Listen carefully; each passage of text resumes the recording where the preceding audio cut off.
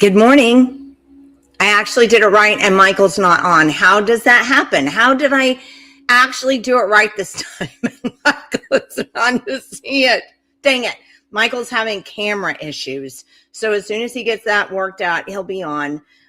Dee is on with us this morning. Oh, there's Michael. Maybe he'll be on sooner than we think. I'll let himself on. So before as we're waiting to bring Dee on, I went and hit a couple of things this morning. Good morning, Michael. Good morning. Did you see somehow that I did it right this morning?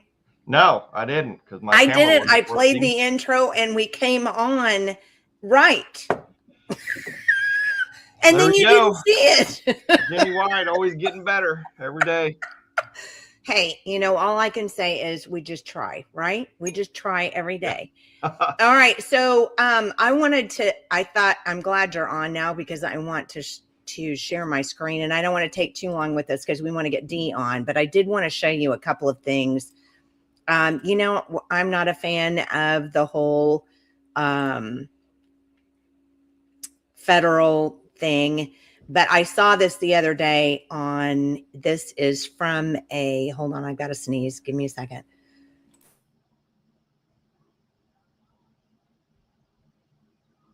Oh, muting even with the sneeze. Man, sorry. I went out to the propane guy came right at 9. I walked out and whatever came in with me made me sneeze. Okay. So this is from a Frontier article that was done by Clifton Adcock, I think. And so this is the amount of money fundraising and spent by congressional delegation leadership. Look at Markwayne Mullins. Can you make that a little bit bigger? Oh, maybe I can. Hold on.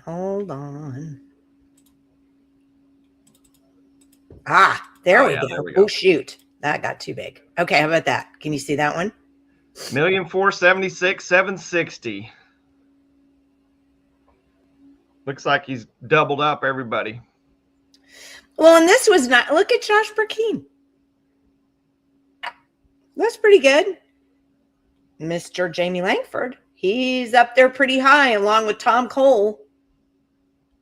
The article was Markwayne Mullins Committee to Support Political Allies has spent nearly $1.5 million on travel, events, and other expenses.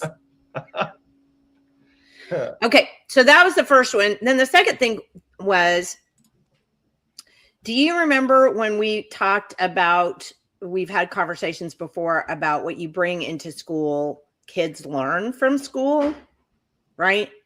And we talked about the drug education and how that just kind of opens up a world of, oh, look, there's this drug and that drug and this drug, when kids might not have known anything about it, right? So now we have a new law, or we're trying to get a new law. It has to go to the Senate. New Oklahoma law requires fentanyl abuse education for middle and high school students. Don't forget, I taught middle school for a lot of years. I'm not sure we want to introduce anything to middle schoolers. You know what I'm saying? I mean, what do you think? Oh, I agree 100%. So I was a little annoyed by this, to say the least. So hopefully people will look into this and go, I don't know that that's a good idea. Maybe we shouldn't do that. Okay, so the next thing that I wanted to show you was, look at this one. Oklahoma House proposal would add 7 school days for $1.7 million. No, $175 million. Oh, I'm sorry. $175 million. I'm sorry. So why? So just adding another 7 days to the calendar for the year, go one more week. Is that what they're saying? And it's going to cost us $175 million to do that. Is there a reason to do that? I mean, do you think that adding 7 more days is suddenly going to make those numbers for proficiency jump? Well, I don't know. They seem to just shut the school down even when it's not snowing for snow days, like for weeks at a time. Maybe they need those extra 7 days. Yeah, not so much. So here's another one. I'm just going to throw this up here. This was the parental choice tax credit in the spring of 2025. This was the one in spring of 2024. Now, this is their report to taxpayers, because remember, we fund that unless you're up here. So we fund this one and this one, and then these people contribute to their own. Okay, right? But don't forget, we had to do it for the lower level, correct? Right? So I want to point out something. Maybe make that 1 or 2 bigger too, also. Okay. Hold on. Oh, hold on. Yeah. Do that. Look at that. There it goes. Is that okay? So there, that was 2024. All right. Okay, so look at how many were submitted, approved, and denied. Okay, so we spent 150 million. All right. All right, so let's look over here. Whoops, wrong one. Let's look over here at this one. This was parental tax choice credits for spring of 2025. Why is it, do you suppose, that they want to add more to the tax credits? Why do you suppose? I mean, it doesn't look like people are just really, throwing down on this, right? I mean, not a lot of people are using this. Why do we need to add more? Because we just had Chad Caldwell come out and say, we got to have more of these. We've got to have more of these, because remember, our governor signaled that. So his legislature has to do. Well, you know what I'd be interested in is I wonder what the actual enrollment in private school itself is anyway. Like you got 30,000 recipients. You think just the average statewide enrollment is around 30,000? I don't know. We'll have to look. Probably just all the people that are, you're going to have some people probably that left public school and went, got into private with their tax credit, but it's probably literally just all the people that are already in private school have the tax credit. Well, I just find it funny that, so in 2024, right? I mean, look at this. Here were the applications. Here's the total approved, 150 million, right? So explain this to me. Why, if you look at this, is 100 million in 2025. We actually went down $50 million in recipients. And yet Chad Caldwell wants us to add more to that. Wasn't, when they passed it the first time, wasn't it a staged or a stepped amount? Like it was going to go from 100 to 150 to 200. Yes. Over like 3 years or something. Yes. But we want to remove the cap altogether now. Oh, okay. We want to remove that cap altogether. We just don't want a cap. Yeah. So I don't know. I guess my point is lots of BS. Lots of BS. Oh, and then Lisa says, Michael, maybe they began giving random non-snow days off with the long game idea of wanting $175 million in the future to fix the issue. Hey, Jenny, this is a tactic to get the unsuspecting thinking, oh, look, all the homeschoolers are doing this. They just added money. We need to do it too. Ooh, Lisa. Yeah. I think that's true. I think my brother, Robert Scott, is out there going, well, he's not on this morning, but I think he's out there going, yep. Yeah, it's bad juju. We don't want any of this. Just a quick note on, because this is a no. On the snow days, which, you'd probably relate to this too, Jenny, or maybe, everybody that grew up in the 80s and 90s. I lived in Guyman. We got a lot more snow than we ever have here. I can swear, and my mom will attest to this, we never had a single snow day my entire life of school. Nope. My entire career of school, we never had a snow day. Nope. Neither did we. You either made it or you didn't make it, but they did not cancel school. Neither did we, but don't forget too, there were very rarely any buses, at least in my day and age, because I'm 10 under you or over you. So in my day and age, there were rarely any buses. So your parents got you there, and that's what they did, or you walked and you got there. So, I'm just saying. Yeah. I'm just saying. We had buses. We had quite a bit of buses because there were so many kids outside of the city that just lived on farms and and ranches everywhere. Yeah, that's true for you, I'm sure. All right, well, that's probably enough of that, because we could go on with that I could anyway. I'm pretty sure you could too, for hours, but we have Dee Sage on today. And Dee, I'm going to let her talk more about this, because obviously she knows more about this than I do. But here's the interesting thing. So she'll have to correct me if I'm wrong, but I think I saw this on Facebook somewhere, and I was like, what in the world is she talking about? And I totally freaked out, and I think I messaged her and we started talking. I'm not really sure. Let me bring Dee on and see if that's the way she remembers that. Is that the way you remember that? Yes. Okay. Yeah. I'm so excited. My memory actually functioned. Well, thank you for having me. Well, do you want me to go ahead and start? Well, let me ask you this first. So Michael and I frequently talk about how screwed up our government is, because it's screwed up. And if you don't know that, then we won't go there. Maybe you watch too much news if you don't know that, Jenny. Anyway, from bottom all the way up. I completely agree. So I saw your posters that you took picture. You made these posters. I'll throw them up if you don't have them later. You made these posters, and I was looking at that going, oh my, what the. And so then I texted you, because you were getting a lot of traffic on that. And I'm like, what is all of this about? And that's kind of when we started talking about it. So yes. What I'd like you to do is tell me a little bit about your background and how you got to the point that you were deciding to make those posters.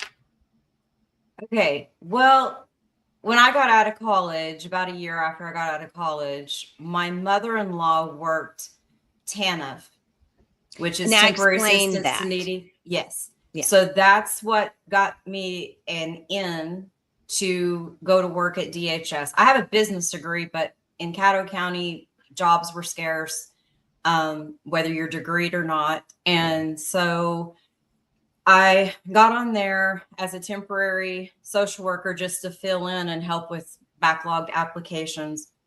And I couldn't work the TANF side because she worked the TANF side, but she worked what was formerly AFDC, which was the never-ending welfare. And that's where the stigma comes from, that you have a bunch of kids and you just get all this money. And people are so misinformed about that, because yes, that was a broken system. I mean, that was set from, decades ago. So in 1996, when President Clinton did welfare reform, that's when TANF was inducted. And so they got rid of the other one, the AES. Yes, it put that one to bed. Okay. You have 60 months, which is 5 years, to make or break whatever you're going to do with your life permanent. That's lifetime cap, no matter how many children you have. Lifetime cap. Now, there are little loopholes that your children could still be on TANF, but they only get around $225 a month, period. If they have maybe 5 kids, they might get around $400. That has never increased since 1996. Okay, well, that's interesting, because I did think it was a per kid thing. It sort of is, but not like it was way back when. Okay. Food stamps is still that way. But food stamps is not complete welfare. I that can be an argument, but I won't go there. Okay. That's not welfare. Is welfare check, a cash check, or a cash debit card now. Real quick, what does TANF stand for? Is that like temporary assistance to needy families? There's $16.5 billion that comes down from the federal level every year. It's been the same since 1996. Our state, I tried to get a actual number. Our state can get anywhere, depending on population and what our poverty levels are. But it can vary anywhere from the upper end of 100 and something million to 200 million. And a couple of years ago, we had at least 400 million sitting in an account unused. That is the problem that led me to later on. What led, when I was a social worker, I worked the non-TANF side. So I worked everything but the TANF, which was food stamps, medical, child care, and long-term care. I was kind of the long-term care person that after some of the people retired, I kind of became the expert on long-term care, but I couldn't work the TANF side because my mother-in-law worked that side, but we still all worked in conjunction together. We all knew what each other was doing. So at that time, you could, most of it was female, single mothers. If you even had a man in the home, you were denied or canceled. Your case was closed. Wow. Because if it was an able-bodied adult man, and that is a thing, able-bodied adult is what's called ABOD, that you are fully capable of working, and they have that with food stamps, which is now SNAP. So I worked social work in that field for about 7.5 years, and at burnout level, over 400 cases. My supervisors were trying to get me promoted, but the supervisor positions were far in between. So an IT position came up before everything was technical. Like our IT people kind of just did whatever state office needed them to do at the local level. So the year I got into that was 2005. I did that IT and I learned how to take apart a computer and put it back together, and it worked in that time period. So I did that for 7 years. And then, so I had about 14.5 years when an opportunity at Career Tech in Fort Cobb came up in IT. And I did that for 9 years. And then the long-term TANF coordinator that had been there since 1998 retired in 2019. And for about a year, they kept a counselor in the position. So in 2021, I became the TANF coordinator, which they now call TANF navigators at schools, to coordinate education, training, job search, job placement for the Career Tech that I currently work for.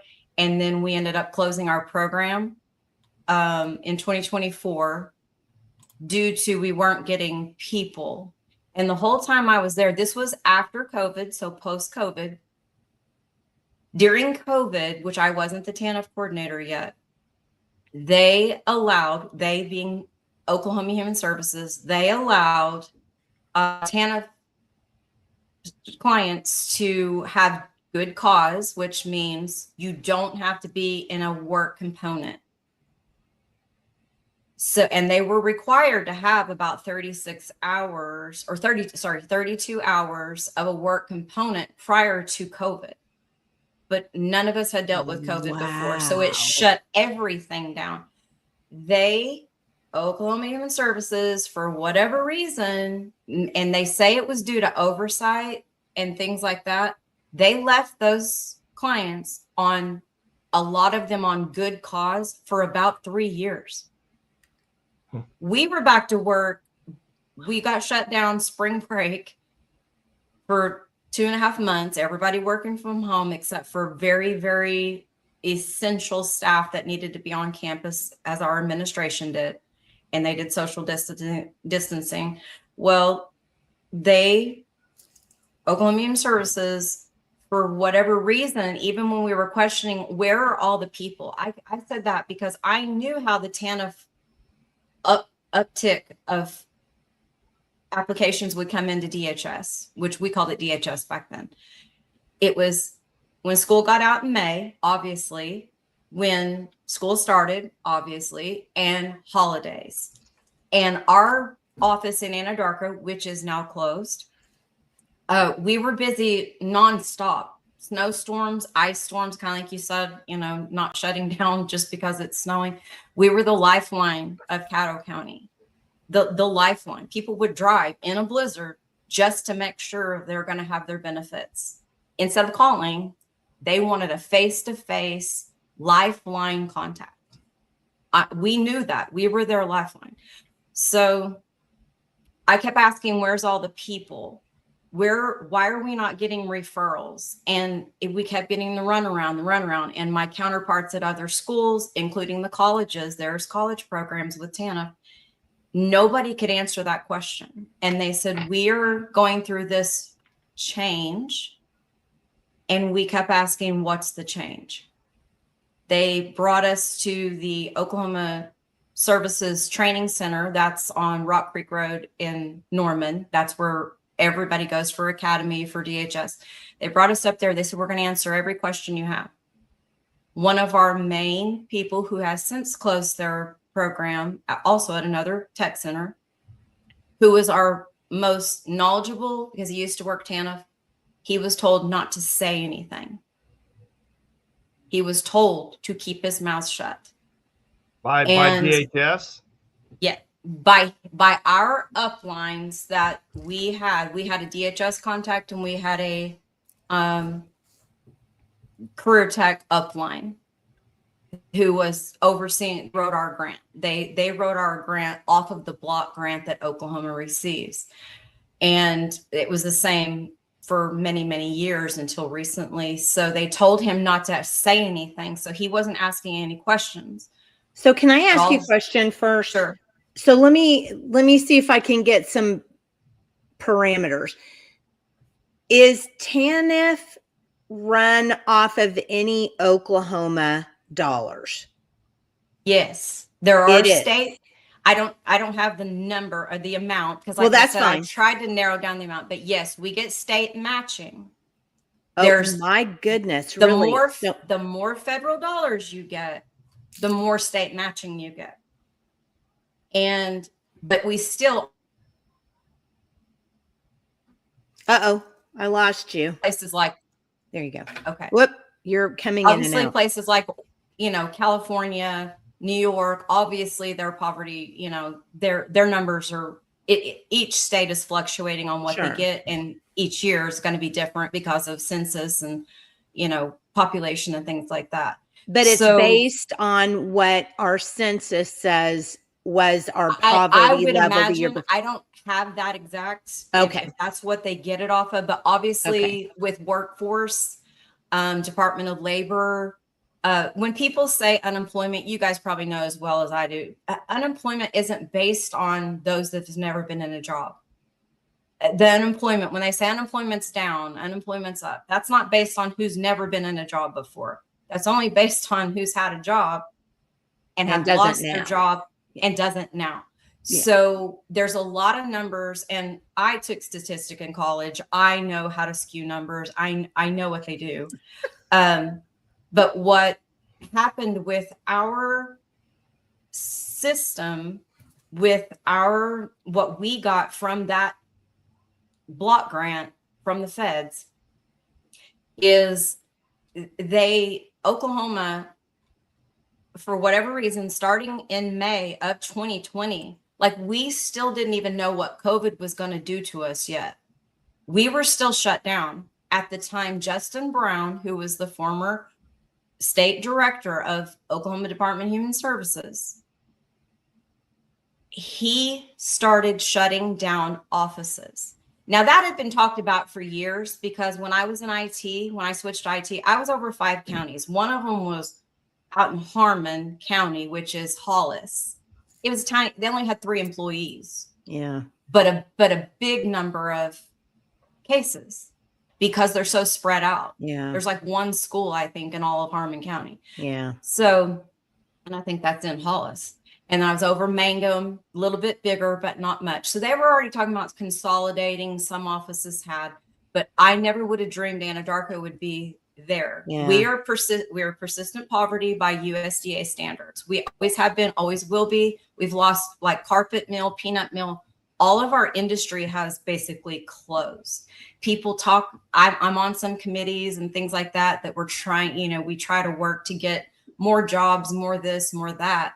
And we have a lot of tribes. We're considered the Indian capital of the world, kind of unofficially.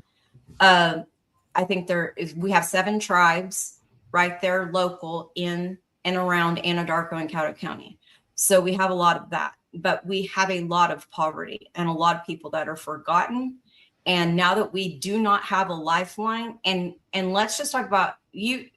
I'm not for sure the age of everybody, and I won't ask, but I'm 51. So I came up in the tech age. I came from when I was little, records to CDs to digital to iPods and things like that. So I've transitioned, but my mother-in-law is 87 years old. Yeah. And she worked at DHS, one of the best workers there ever was. But yet I try to explain to her tech things. She's like, well, how are we supposed to know? And how are people supposed to get help with Medicare, Medicaid, all these things? I said, they don't care. And if anybody's watching or will watch, I'll die on that hill. Because whenever you try to present the politicians with anything, and I have talked to Lankford, Lucas, now Senator Yeck towards Grady, and he's really good and really listens. He's just not well versed on TANF. But when I try to talk to these people, and clear back to DHS, we had Ron Longmacher, who we have a street dedicated to there at our school. Just dismissal, you know, like once they get to a certain level, they don't listen. And even if they listen, they're like, well, I don't really know about that. Well, you saw the numbers that I put up. I mean, it's hard to hear. Yeah, it's hard to hear all of through all of that cash hitting your donation plate. Yes, isn't it? I've said Pretty for decades, once they get to a certain level, yep, they have had to compromise something to get there, yep, and I'll die on that hill every day for the rest of my life. So let me see if I can't kind of get us into a funnel here. So you were working in Anadarko. You were the head. Were you the head of that office for the town, or like the county, or what? No, was the wasn't scope the of head. like your job? I never was. I never. There wasn't ever a supervisor position. We had county directors at that time, and now they've fully restructured. TANF is under its own division. They fully restructured everything. Child welfare separate. There was a 7-year lawsuit that made everybody go back under their own departments because of that lawsuit. And so TANF is kind of its own thing. I heard one of the heads got let go and that's under investigation, but I don't have any details on that. But I did meet him. He was very dismissive to us with questions. They didn't allow us to really get any answers on what their change was. They pulled us up there. It was just a farce to say they were going to answer questions, and they didn't. And we were getting less and less people. And they blamed you mean when you say less and less people, you mean people from DHS being referred. DHS has to refer to either the college or the career tech. They have to refer. Okay. And if they don't place them at our school, and here's the kicker with schools, whether it's and college is a little bit different, but with career tech, they only allow them 12 months of education, period. And now I've heard they're not giving extensions. So an LPN program at Career Tech takes approximately a year. Yeah. That's really your only. Now we can do CNA every day of the week if we wanted. Not at our school, but other schools have an everyday CNA. Yeah. And is that a starting point? Yes. But to support 3 or 4 children on your own with a CNA salary, unless, like, I had a client, she had 4 children. She luckily has a home that her father provides, so she didn't have to pay that rent or mortgage. She was able to make it through CNA. She's doing great, and she's gone on to do other things since then. but you cannot, with 12 months of education, do any of most of our full-time programs because it's a 2-year program a lot of times. Now, as adults, if you really, really buckled down and were able to do it, but that means you can't miss, you can't, it doesn't matter. And there's a childcare desert. We have a childcare center, but they're usually pretty full and have a waiting list. There's so many obstacles. We have no transportation. The Kiowa Transit goes from certain areas, but it does not just take you anywhere you need to go. We don't have taxis. We don't have buses. All the rural communities are struggling with transportation and childcare. You can't just, but they say there's no excuses for not being in class. Well, so they've put all these obstacles. They're not truly helping. And that led me to, and now OU does the intake for the TANF recipients. Why OU? I'm telling you, ever since, see, Oklahoma Healthcare Authority, all these privatization things, which I don't know if they consider that privatization or not, they always get the contracts. They get the contracts because they're in with whoever, and they're like, oh, this is going to solve all our problems. I can't tell you how many times, oh, it's going to be wonderful. We still got no more people with OU taking the intake. We had a little influx for just a minute before we shut our program down. And now, and I still book rooms for their testing at my school. I'll book an office for them to come do the testing. If the clients even show up, there maybe every 2 or 3 months, we might get 2 or 3 people scheduled. And then, and these people come out of Carl Albert. It's called a CASAS assessment in the eastern part of the state. And they have to show up whether the client does or not, unless they know in advance they're canceling. So they're traveling and staying overnight. I imagine they're frustrated too. And then the clients don't follow through because they're already giving up by the time OU even gets around to processing their application. Well, let me see. So you have 3 slides, one for OKDHS, one you call Work Ready, and one you call TANF. Do you want me to put one of them up to kind of? I would start with the first one, the yellow, with the actual. And I do want to say the little disclaimer. I've never met Justin Brown personally, but I followed him on LinkedIn for ever since our school wanted us to get LinkedIn accounts, just to, when it was kind of newer. And I thought he was a great advocate for DHS until I got into the TANF program. So with this yellow slide, we were at our Career Tech August conference, and the second day of conference is when you break out into your department. Every department, biz or cosmetology has their own. We had our own. So in August of 22, we heard and this was going through several years of the struggle of where are all the people, and the offices were closed. No way to get a hold of people. One phone number for the whole entire state. I had some clients that we would just dial it on my office phone and leave it on speakerphone and waiting on somebody to pick up. And it just ridiculous. So in 2022, August of 2022, the day we were at August conference, we came back from lunch and our uplines told us Justin Brown just stepped down. And we're like, why? And they said he gave no reason why. He just stepped down. So me and my rabbit hole brain thought, okay, note to self, I'm going to start checking things out. So then I learned all the other things that starting in March of 2020, they started having, they were already having meetings leading up to COVID, but they had some meetings. They said remote work was mandatory for clients. They couldn't approve them to be in a work component for safety, whatever. We were all scared of COVID. We had no idea what we were facing. Me and Michael weren't, but well, I was watching local news. I was watching Dr. Fauci on there. Don't even get me started on that. I was watching the federal news. I was watching everything. Well, so and I was long like, as what you is don't this? do that anymore, right? Yeah, exactly. I will We'll never forgive you so long as you never do it Yes. again.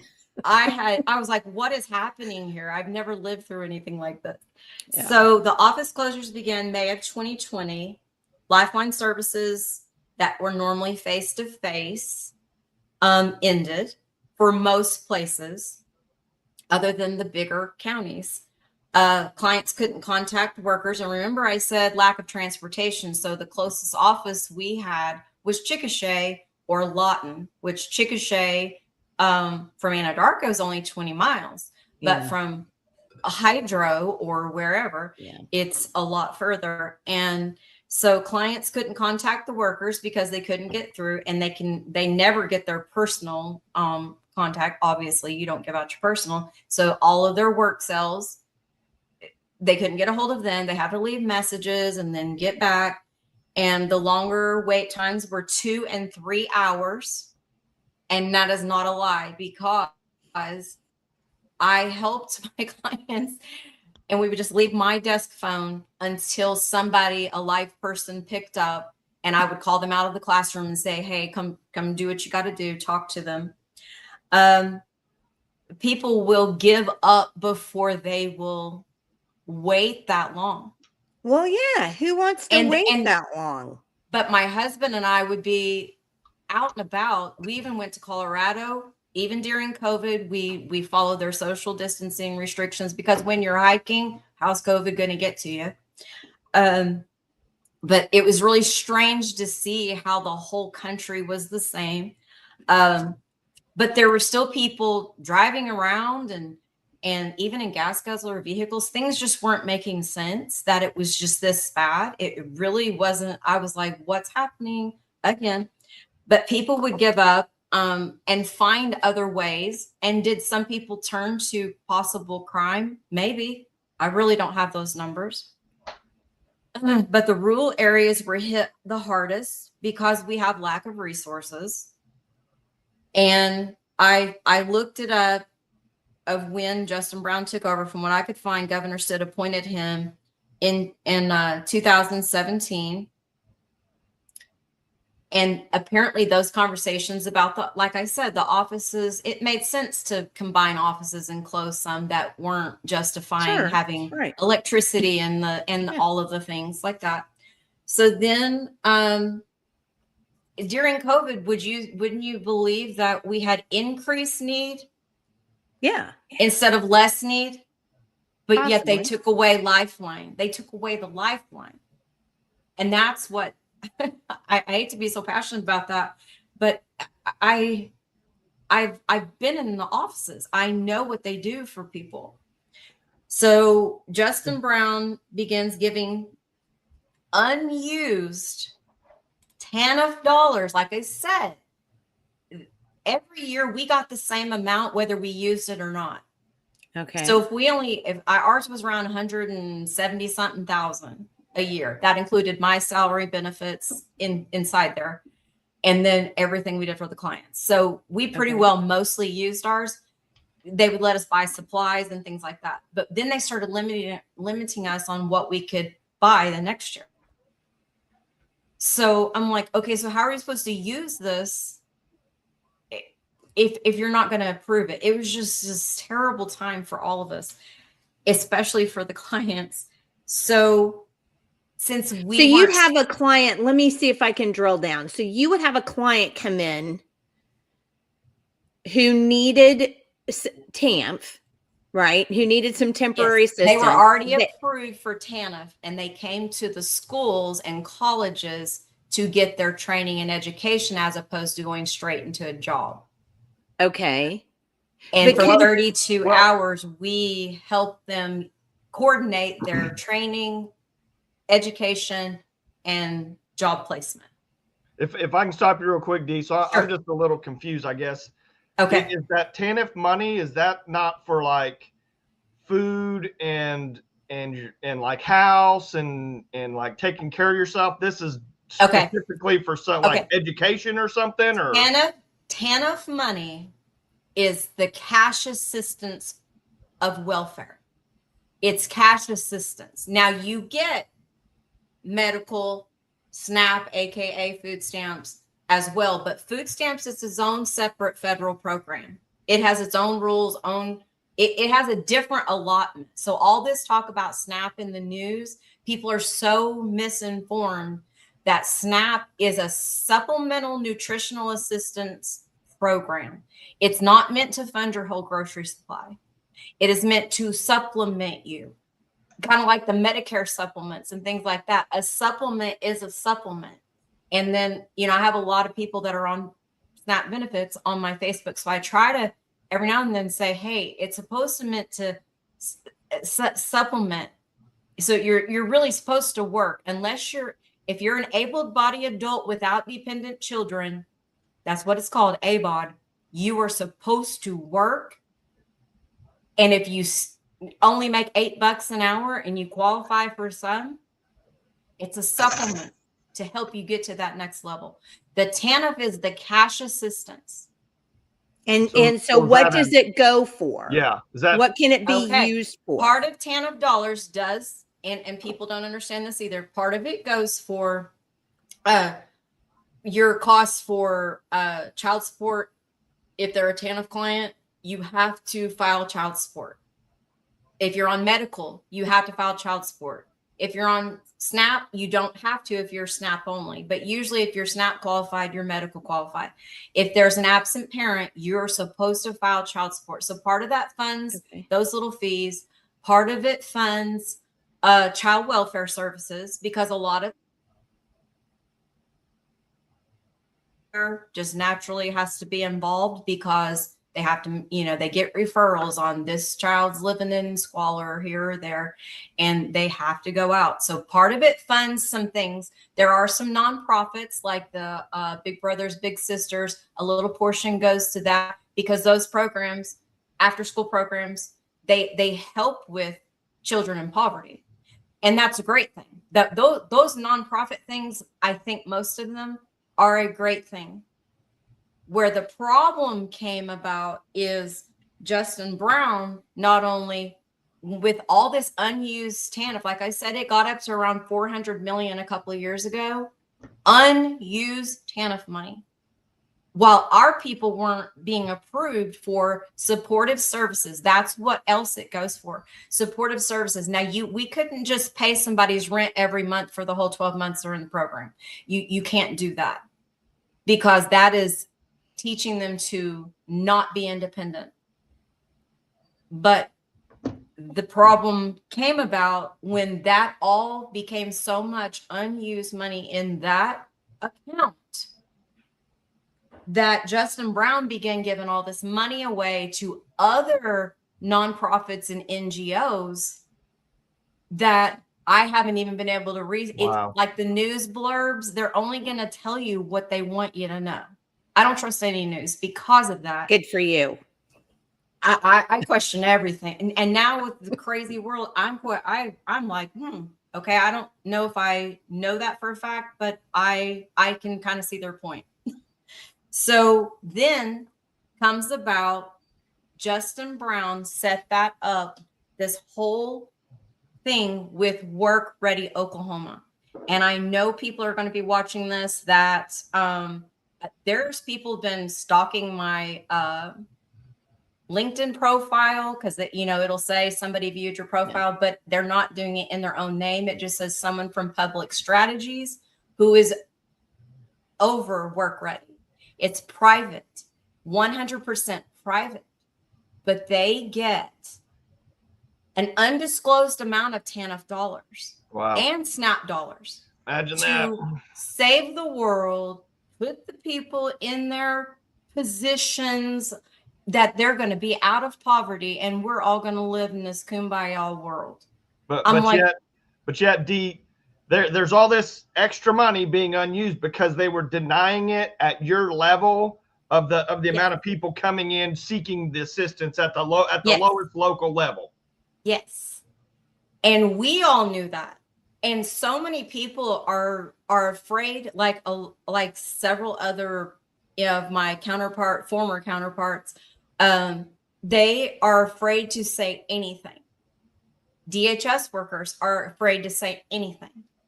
And DHS workers okay, get they're the worst afraid to bad- say anything about all this money in account Yes. that's not going to people They're who afraid to need say it. anything about Work Ready Oklahoma.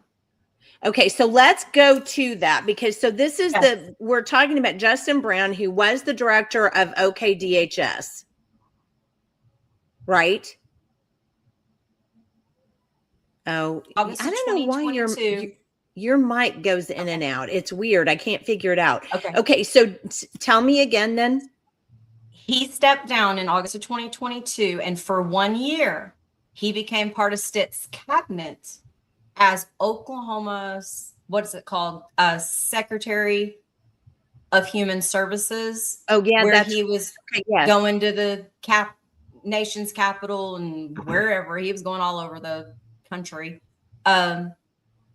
In the name of advocacy for TANF and Oklahoma Human Services, any kind of human services thing. He did that for 1 year, stepped down.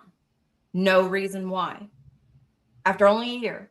So like I said, I've been following him on LinkedIn for a while, and every now and then his little page will pop up. Oh, they're in this state, they're in that state, they're at Washington, D.C.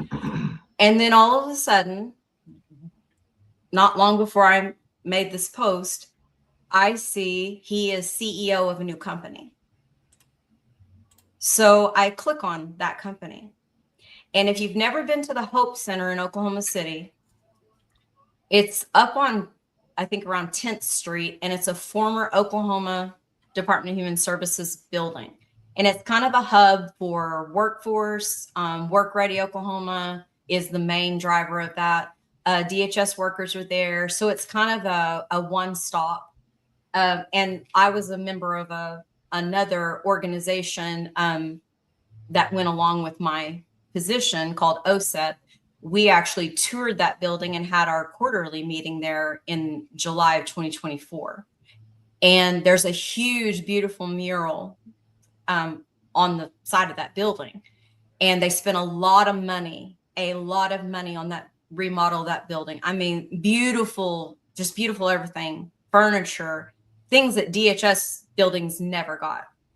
So, and this is the Hope Center. It's called the Hope Center. And it's they private. No, the Hope Center is just a hub for many different entities, because DHS is in there, but Work Ready Oklahoma is kind of the head up of that. They're the ones that gave us the tour. They're the ones that helped us with the lunch. They're doing all these things. So on his page where he is CEO on LinkedIn, his profile or his cover picture is that Hope Center mural.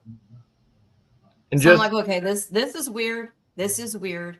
So I research it further, and him and a lady named Samantha Galloway and another man that was maybe a technical person or whatever, 3 former heads of DHS have their own private company contracting, consulting for Work Ready Oklahoma. Yeah. And indirectly getting paid TANF and SNAP dollars for his private company after he set this all in motion. So I'm sorry, go, Michael. Well, I just want to clarify the timeline. Justin Brown comes in 2017 as director. And then when do you start seeing people stop receiving benefits, and then you have this excess, and then now he exits in 22? What's the timeline of that? I saw it post-COVID, because that's when I came into the TANF for that year of everybody shut down basically in 2020. They had a few clients coming when that counselor was in there temporarily. And then I get in 2021. I'm so excited. You know, I'm like, if anybody can get through these people, I can. And I'm really passionate about what I do. Oh, you And had hope. God bless you, Dee. I had hope. I had hope. And I still have Government hope. will It's just ruin that quickly. It's in a different way. It's just in a different way. And so I don't have, and like I said, I don't want to be a complainer without a solution. But Yeah. we kept, they never once, and here's the thing, and this is consistent with the heads of DHS from way back when to current. They never consult the frontline workers. Yeah. They never consult the frontline coordinators across the state, or navigators is what they call them now. They never confront or never consult to say, hey, what works in your program? Yeah. And we had great programs. We had an awards every year. I became chairman of that actually the last 2 years I was in it. And we would have them either at the state capitol. We had the last time we couldn't get in the state capitol because there was things going on. So it was down the street at the postal, whatever that is, it's like a museum or something like that. You can have events and stuff. It's beautiful. It's just down from the Capitol. So that's where I found to book. It was free. And we would have Make It Workday awards where we were able to take our top students, honor them. They had the dignitaries sometimes, if they could, come to it, but they would at least sign their declaration. They got a plaque. We worked on this like all year long for the next year's awards, and that's gone away. I don't believe they have any awards now. And just everything about it. And then that leads me to the Work Ready Oklahoma part. Okay. That's the important part. So you noticed in 2020 with COVID that we stopped giving the TANF money to people who needed it, and the money just started stacking up in the account, correct? Yeah, around there, because I took over July of 2021 in the TANF part, but I knew with, because we had to keep cases for 5 years. So some of those people were transitioning off of TANF still. They were just in their work components or whatever by the time I took over. Okay, so Justin Brown was appointed by Governor Stitt to be the head of OKDHS, correct? In 2017. Yes. Then he left, he quit in 2022, and he was appointed by Governor Stitt to his cabinet as DHS secretary. And then he left that after a year, and then he comes back as the head of this organization called Work Ready Oklahoma. No, he's not the head of Work Ready. He contracts with Work Ready. He has his own company. He has his own company. Justin Brown has his own company. Yes, it's private. He's completely private. So is Work Ready Oklahoma. Did I put that on here? It's called like Global True North, I think is what it's called. Okay. I can kind of guess, but I can't really speak for him. But I'm assuming whenever you have, you're due north, you're on the right track. You have passion for people. I'm just guessing. I don't know why he named it that. Like his compass points north. I'm guessing that's why he named it that. So he's involved in government. Then he goes to this nonprofit that he sets up himself called. He's not a nonprofit. He is for profit. His company is for profit. Okay. Okay. And his company is for profit. And Work Ready Oklahoma is for profit. Okay. And Justin Brown's organization is to do what? What does he do? Give consulting to Work Ready Oklahoma on how to save the people and get them into jobs and make their lives better. But he couldn't do that. But he wasn't doing that at DHS. Yeah. But well, is Work Ready receiving those TANF dollars directly now? Absolutely. As a private organization. They do not have to disclose how much they're getting. Yeah. They do not have to disclose what they use the money for. There is zero disclosure, and that's what bothers me. Kind of like the chart you showed us at the beginning, before I was on live. that's what you do, is follow the money, and you can't follow the money. Public Strategies is who owns Work Ready. Mary Myrick is the founder and CEO of Public Strategies. And if you remember, if you're old enough, which I am, back to Brad Henry and the Marriage Initiative. Okay, they put all this stuff together. Was it a great idea to have less divorces? Yes, great idea. But they contracted with Public Strategies, and it went down in the books bipartisan as a failed initiative. $58 million Mary Myrick's Public Strategies received over 17 years, from what I found. I didn't realize it lasted 17 years for this marriage initiative. And there were more divorces in that time, not because of the program, but more divorces in that time period than there was prior to Brad Henry taking office. Because if you're not solving mental health and all these other obstacles, if you're not truly solving that problem, you're going to have divorces for a number of reasons. So it's not a cause and effect. It's just, it went down as a failed initiative and a waste of taxpayers' dollars. And they received 58 million of it. I'm reading it right now. Mary Myrick, National Healthy Marriage Resource Center is what she was doing. Yes.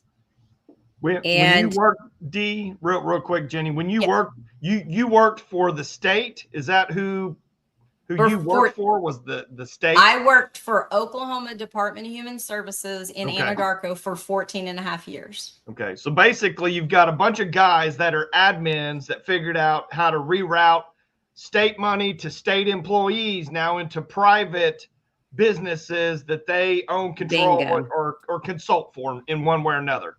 In a nutshell, absolutely. Bingo. And do you know that Mary Myrick passed away? No. When did she pass? I haven't. Mary Myrick apparently passed away in January of last year.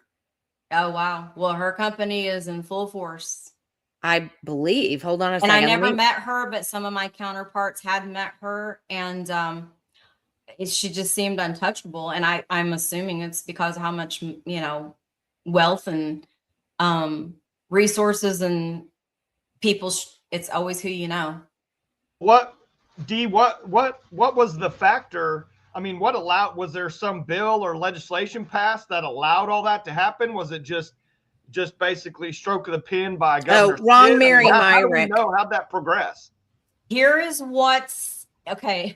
And this sent me into so much deep diving. And there's a 3-hour congressional hearing that you can watch. It involved, did you guys watch the recent Netflix thing about Brett Favre? No. Okay. I'm not an avid football fan. You have to check it out. It goes into all his scandals and stuff, and it touches on welfare scam, okay? He got pulled into that. Brett Favre. And so I found this when I was researching. So like I said, 16.5 billion goes out. What I wanted to know is why they don't have to have transparency. That led me to this trickle up all the way to the federal level. And I looked up the names. They're the no-name people in Congress. They're not the ones you hear talking heads on TV. They're the ones that are on the TANF committees and distribute that 16.5 billion. Every year in June 30th was our deadline that we had to have our numbers in, all of our stats, how many people got in jobs, how many left the program. Get your numbers in. That's going to the feds. It's going to the feds. I'm like, okay, well, who's the feds? So I look up these no-name people. They're on a committee. They sign off on that every year, and they maybe look at the papers of the stats from the states. Because, you're talking about 50 states here. I get it, but that's their job. And there's very little oversight on what the states do. This is called a TANF block grant. So it's almost like a guaranteed thing Right. that goes out 16.5. That may not be much compared to our deficit of in the trillions, but it's kind of a lot to me Well, but because it's my not, that's, people were being suffering from it. yeah. And that's not even the issue, honestly, Dee. I mean, the money is earmarked for a specific thing. And so but this is the reason why I hate government. I mean, when you steal my money, it's worthless to you. You don't know how hard I've worked for it. You don't know where it comes from. So you're just, oh, look, it's free money. I got it in my account. Yay. Right. Yes. And so what they do is they don't believe that they have any accountability for it. There's no reason to have transparency. It's just money that came from the government. It grew on a tree somewhere. It didn't come from anybody. I don't care what happens to it. And so what they do is they find these schemes to funnel off, to find ways to take advantage of it for themselves. So this consulting BS is the oldest game in the book. I'll give you an excellent example. Any of the cogs, like ACOG, INCOG, all of these were created in the 70s by, I think it was, who was it that created them? I can't remember. I'm not sure. At any rate, all the cogs do is funnel Department of Transportation and other monies into this cog, where all of the people working in the cog then funnel off millions of dollars in terms of pay for themselves, right? So that they can then go, oh, look, City of Norman, you get this much. Okay, City of Logan County, you get this. City of blah, blah, blah, you get this. It's ridiculous. That money, all it needed to do, the Department of Transportation money should just go to the county commissioners, which are elected officials, and it should be distributed in exactly like that. There's no reason for this COG thing except to make people money and give them jobs. It's just a jobs program. Yes. It sounds to me like this Work Ready Oklahoma thing is a jobs program for people who have been involved in the system to know how to take advantage of skimming money off. Yes. Where does that money first come into? So you've got federal money, it comes into the state, it gets matched. Who actually gets that money? The first entity that is it DHS? Where does it come in? Who gets it? The actual welfare dollars, I am sure they come directly to DHS. Now, of course, the governor, no matter who the governor is at the time, is the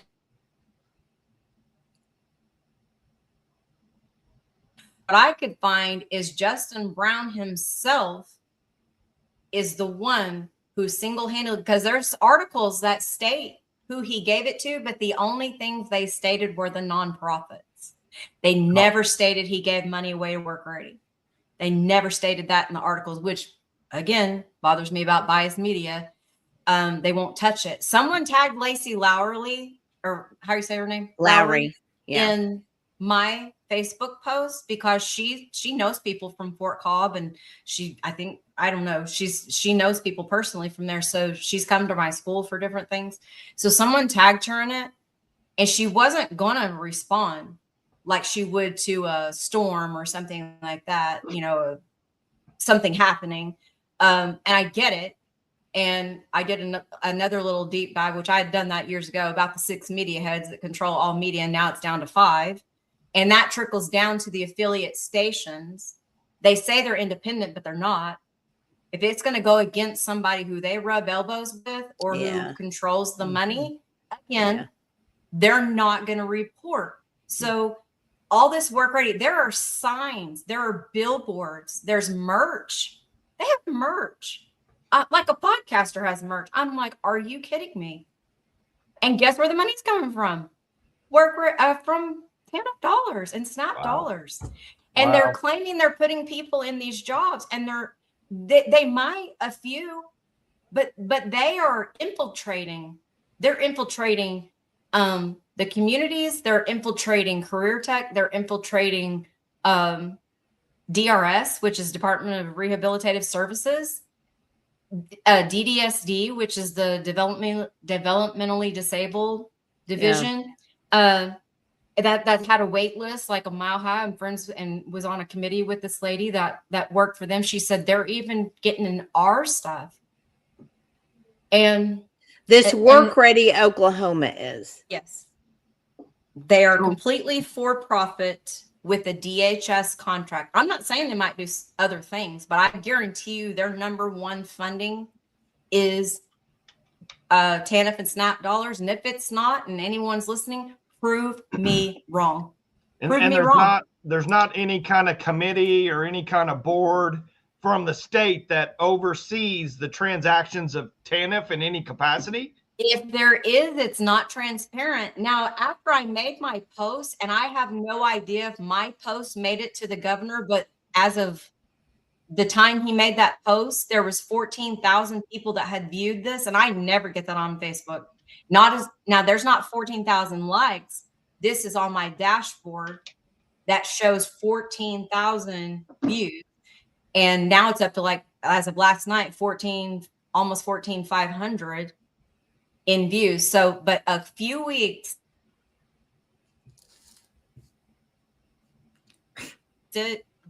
wanting transparency or not already, he made a executive order that stated DHS had 90 days from the date of that order to get full transparency of not just TANF and SNAP, but Medicaid dollars, childcare, all their divisions on their website for full transparency. Now your mic cut out again. So okay. You're saying Governor Stitt made an executive order.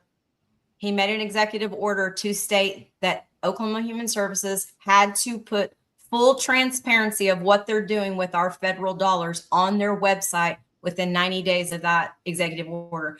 Like I said, I'm a realist. I'm not really expecting to see that. I think there's going to be some way, because what is this election year? He's going to be out, whatever. We'll see what happens with that. I hope so. But DHS, all they got to do is say, well, we're giving this amount of money to entities that help with job search and stuff. They may not say Work Ready, but Work Ready Oklahoma is private. I have asked ChatGPT, I have Googled, I have dug deep and cannot find any type of financials, transparency, anything on what Work Ready Oklahoma is doing. Wow, really nothing? And they're limited. They're trying to change it now. But before I got out, our truck driving school at the time was $3,500. And I had a couple of people go through truck driving, and you can do that in about 6 weeks if you get in and get your driving done and, your testing and everything. But they claimed, and I got yelled at by the brother of Mary Myrick. The first time I ever heard of Work Ready Oklahoma was at a conference at Quartz Mountains. I was brand new in the TANF part at my school. I'm a meticulous note taker. I am taking notes, and I'm like, okay, all of this sounds great, but we already do that. We work together with, and Workforce Oklahoma, which is WIOA, that's a totally separate nonprofit. They have been hit hard. And we had workforce workers coming from Chickasha that would work with my TANF clients. They have supportive services as well. And we would coordinate to make sure we're not duplicating supportive services. So if they needed tires or tire rotations or oil changes or gas cards, we would make sure each of us aren't giving the same thing. They would do something. They can pay. They have contracts with TANF, but they're complete separate. That's under like OESC, the employment. They are the employment. So they're a separate entity. So between us, oh my gosh, honestly, how DHS, we were already doing what Work Ready Oklahoma claimed to do. And this Jack Merrick is Mary Myrick's brother. He's giving all this stuff. So they said, okay, ask questions if you want. I'm just in a session, and I love conferences like that. And so I said, okay, so I work with TANF, and I go through, and I said, so how is what you say you're going to do going to go with what us three agencies already do, working great together? So how are you going to, he goes belligerent. Like I was looking around the room, like, what is happening? this man's supposed to be a professional. So after the meeting was over, I was talking with another DHS Well, what lady. did he say when he got mad?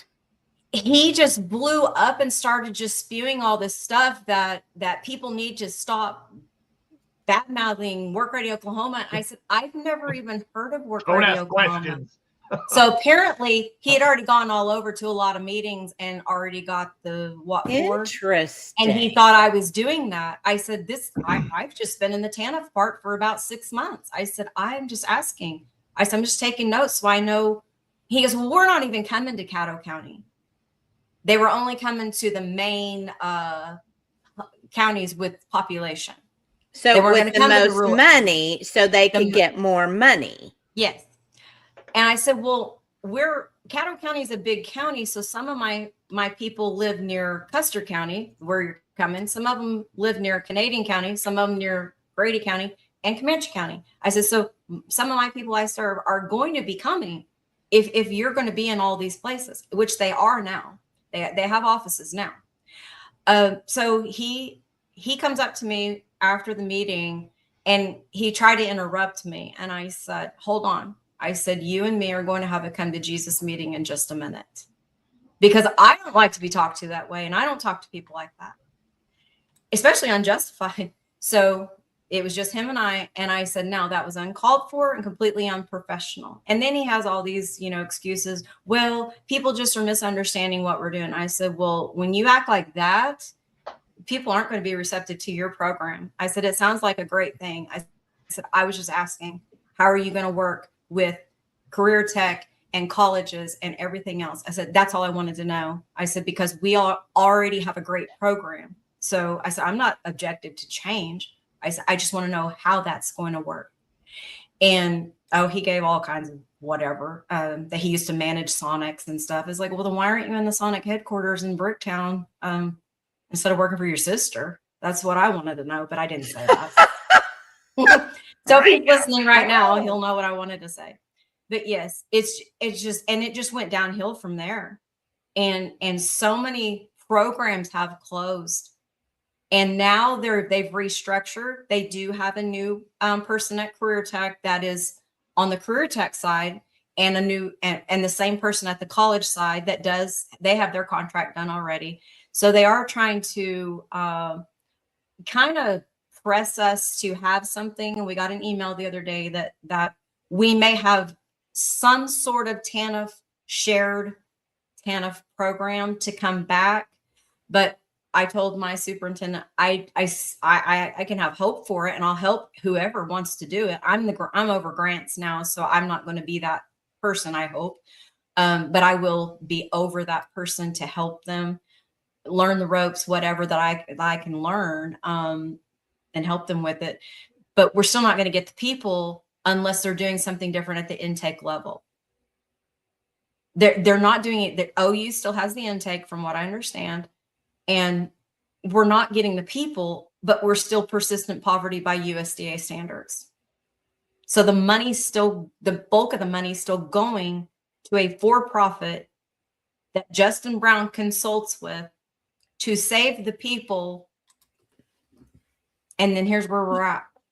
I kept saying I'm gonna deep dive into this, and I finally did this in the middle of the night, basically one night, and made the post around midnight. And I'm like, I had to get it out. I'm like, whether anybody reads it or not, I had to get it out because it was festering in me, and my husband was tired of hearing about it. So I want to show you something, because this is just absolutely wild. And I think it underscores and puts kind of the exclamation point on what you're talking about. And I was wrong about Mary Myrick. That was another Mary Myrick that passed away. So this is Mary Myrick's organization's public strategies. Do good well. I'm sorry, my mother was an English teacher. That just bothered me. But I want to show you something. So this is their first page. Now I want you to look at this. Leadership. All right. Now watch me as we go through this. Executives, 2, 4, 6, 8 executives. Directors, 2, 4, 6, 8 10, 11 directors, senior managers, 2, 4, 6, 8, 10, 12, 14, 16, 18, 20, 22, 24, 26, 28, 30 senior managers. Get a load of that. If they have senior in front of them, they are making bank. So here's the beauty. Contract with us. Unique entity identifier. That's who they are. That's how you ask for them in a government contract. Now look at this.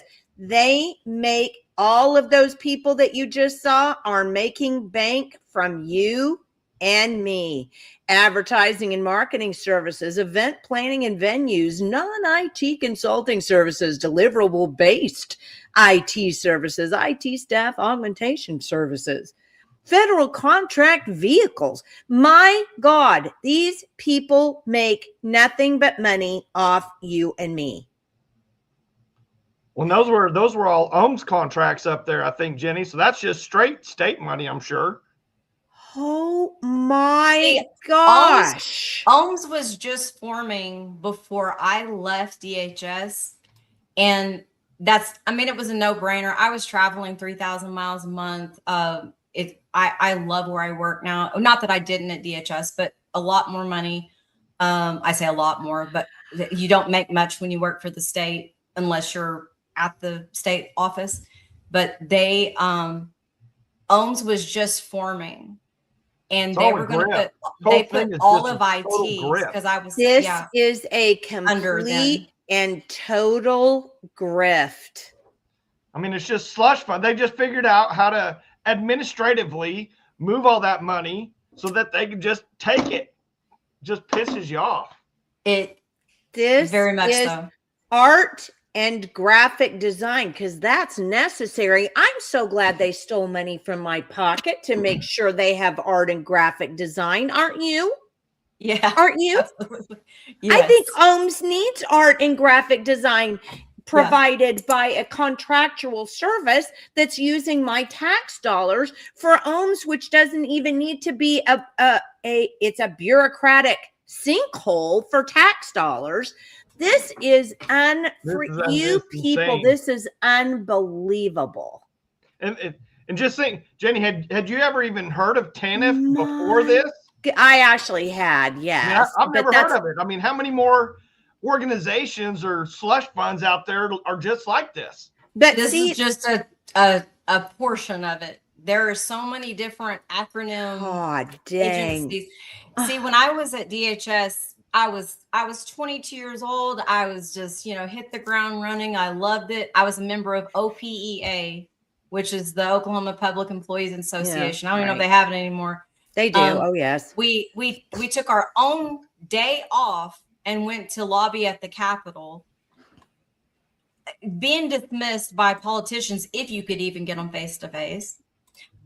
We'd go to these OPA meetings on our own time on a Saturday here or there. We campaigned for Vince Orza, actually, when Brad Henry ended up winning. But I got on board with Vince Orza because he wasn't a politician to me. So we campaigned for him. But I did get to go to the governor's ball.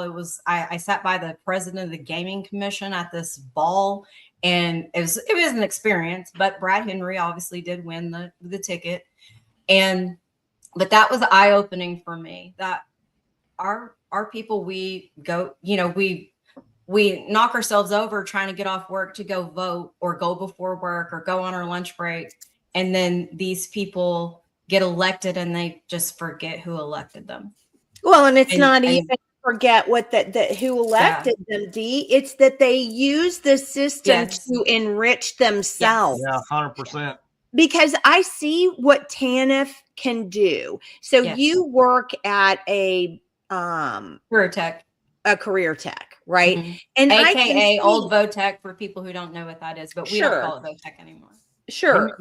But the point of the matter is if you're out of a job and you need to get into another job, the state could assist you. I don't agree with it, but the state could assist you in getting a job by going through a career tech, which I think is fine. I think that's a legitimate. There well, it's used not to be a a legitimate big use of state influx funds, but of it's I think it's called displaced. What's it called? Displaced worker. oh, And I then think there I was know what you're talking about. there was a Yeah, displaced homemaker and different things yes, before my tenure there, before right, I was ever there. But there yes. sort of still is, but not in that same capacity. But workforce, which is under WIOA, they are a great entity to utilize that. They can't advertise either. See, and that's the thing. You can't advertise our TANF programs. You can't But advertise wait. workforce, but they can advertise. Stop. What? You can't So advertise. we just saw that this Mary Myrick company is actually getting state money to advertise something for OHMs, but you can't advertise to I can tell you exactly why that is. Can't you? You're not supposed to buy food with TANF dollars. You're not supposed to advertise. You're not supposed to do merch. Obviously, that's kind of a new thing. But since they're private and they probably have some other money coming in, they can do whatever they want and no one questions it. No one questions it. Well, and us little nobodies, when we question it, well, we're just causing trouble. You know what gets me, Dee, is when you said that OU has an intake. I mean, yeah, you would what's OU even have to do with this? You would think that the people that need those TANF dollars, they're going to be at a career tech in some capacity. OU shouldn't even be in the question, especially since you said that you only get those dollars for 1 year. Anyway, education dollars. Yeah. You only get education. So what are you gonna do? Just go to OU for a year? If someone's an LPN, and I say that one because it's an exact year-long program, if you can get all your things done, it's a very rigorous program, and no matter what career tech you go through, or other places have nursing schools probably other than career tech, but you also have to squeeze in your clinicals, your state boards.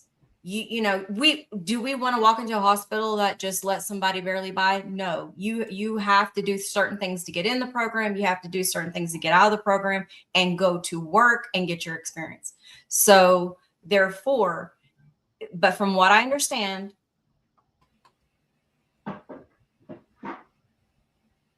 now, I wish back up, because you said from what I understand, then your mic cut out again. Say it again. From what I understand, they are not approving extensions. Used to, if they were real close to finishing like 2 months, they would have given an extension. And now I understand from other information is that they are not approving any for any reason. So if their child had RSV, and they couldn't take their child to daycare and they had no other family and they were out for a few weeks, or they had RSV themselves. I never heard of adults getting RSV till recently in the last couple of years. Now adults are getting it. So if they had it themselves after the child had it, they will not get that extension. So that whole 12 months that they were in that program, they still have to go to work. And if you're an LPN at our school, it's daytime only. We do not have a nighttime. We don't have enough staff for that. Well, the reason why that's happening, right? Exactly. I mean, it's so that they can funnel that money off into these other organizations. Honestly, I promise you, if we would take the bureaucratic crap out of government, the ACOGs, the what is this place? Public strategies. Work ready. If we would get rid of these people who make money off of government, off of our tax dollars, we government would actually work for the people. Exactly. Wow.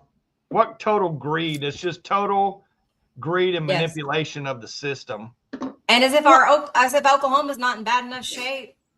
overall with a lot of things, and not even with education, but people are living, I mean, they're not even living check to check anymore. It's not just check to check. It's nothing to nothing. They're borrowing, they're living Yeah. with their family. They're, you know, 10 people in a house because they can't all afford to have their own houses. It's just baffles me, you know. I don't even want to go into the American dream. That's no longer a thing, if it ever even was. But it's things like this. I have followed the money for many, many years, long before COVID. I've deep dived into a few things, and I'm like, what is wrong with people? I really don't know. Well, I do think that what happened was people realized that the money that is taken from us can become extremely obscured by creating an organization such as this Work Ready or this public strategies. It can become extremely obscured that way. And so they think to themselves, well, we're doing a job, so we're making money. But you saw how many people were employed by public strategies. Yeah. And it Those like are Jack all Merrick was on people there. I didn't see her brother on there. On the dole, on the taxpayer dole, without being on the taxpayer dole.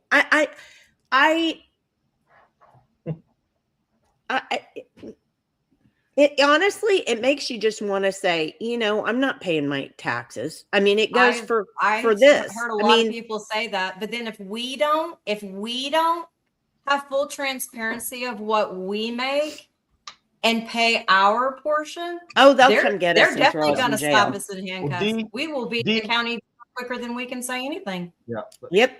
Before that whole private contractor side has come about here in the last several years, was there issues with how it was operating? Like when you were working for the state, like, was it not working right? I mean, outside of just the state saying you can't give money here or there, maybe itemizing you too much. I mean, was it not working the way that it was originally set up for the TANF dollars in the beginning when you got there? I think even if President Clinton meant well on the welfare reform, and I can't speak for him, but even if he meant well on the welfare reform, plenty of presidents have said we need welfare reform and they never did, whatever. So he did take the action. So whatever. I feel, and I have always felt, we were enabling instead of teaching. The biggest thing, even more so than money. Yes, it takes money to live. Yes, it takes food definitely to live. Soft skills is what I kind of perfected in my program. Your soft skill, how to talk to people, how to engage people, eye contact. How are you?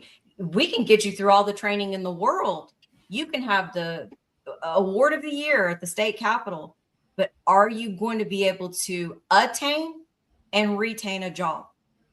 So I spent that first 2 weeks of orientation on that. I mean, yeah, they had to do some paperwork and things like that, but I had a whole soft skills book. It's a wonderful book. And we would pick and choose. It had a lot of quotes. I love quotes. I have them all over my office. We would spend, and they'd be like, no one's ever explained that to me before. And so every year, go ahead. So let me ask you this question. So this is what you do. I mean, you get these TANF clients in and you get them into a program. You teach them these things that are going to actually make them a functioning member of society and help bring in, some money for their family, right? So what is it exactly that Work Ready through this public strategies company, what is it that Work Ready is providing or saying they're providing? They say they're providing the skills needed to get them into employment to be self-sustainable. Okay. In a nutshell, that's what they're claiming. And that is not what they're delivering. What are they delivering? Anything? We don't know. Interesting. The few times I did reach out to the one in Weatherford, because some of my, like I said, some of my people lived on the north end, which is near Custer County, and that's where their office was, in Weatherford. And I am not dogging on any local level workers, whether they're work ready, whatever. They're very passionate about what they do. I've sat by some of them in some groups at some conferences. They have drank the Kool-Aid. They think they have all the problem solving skills to come in and save, and yet they've been in business for how long? And I don't feel our rural communities are any better off. But they first claimed that they could pay for tuition and things already that we do, because we would get a certain amount for tuition. It after other exhausted resources, they had to apply for a Pell Grant first. That was automatic. Now, maybe they're in Pell default, and if they had paid enough, you can still be in default, but you can be Pell eligible. So they had to exhaust if they could get money from their tribe. BIA is a separate. Okay. They paid All for right. my lady's truck driving. They had to exhaust other resources, and because we wanted to teach them how to solve a problem, not just here's the money, we're going to pay this, because we all know when you pay for something yourself, don't you appreciate it so much more? Yeah. So we would teach them that you go through, here's your list. Do you qualify for any of this other stuff? And then after all that's applied, if they owed anything, we could pay the remainder of their tuition. Okay. So that's how that worked. And Work Ready Oklahoma claimed they were going to be able to pay tuition. But when I reached out for one guy for truck driving for our school, and he could go right there to the Burns Flat campus or our campus, it was about the same. The lady said, "Oh, we can't help with that." I said, "Oh, well, I was told you could pay for truck driving." She said, "Well, let me talk to my director. I'm pretty new." I said, "Okay." She called me back the next day or a day or two later, and she said, "We just can't do that. The most we can help each person is $750 Wow. in tuition." I said, So what do they "That do? won't even They at my have their school- own at training my- programs? do what?" Do they have their own training programs, or I mean, what do they actually do then?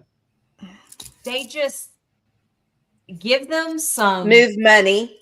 little training. They have a book like this thick, and they go through how to apply for higher paying jobs is when I left. Now it could have changed, maybe the backlash, I don't know.